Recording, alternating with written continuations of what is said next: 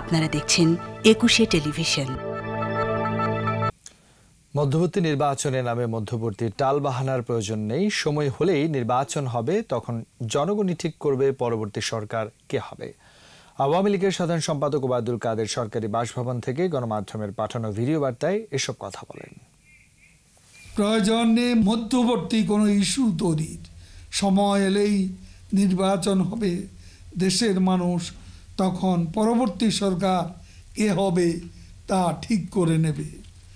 দেশে গণতন্ত্র নেই বলে বিএনপি নেতারা বছরের পর বছর একই অভিযোগ করে যাচ্ছে, অথচ তারা নিজেরাই গণতন্ত্রে বিশ্বাস করে না।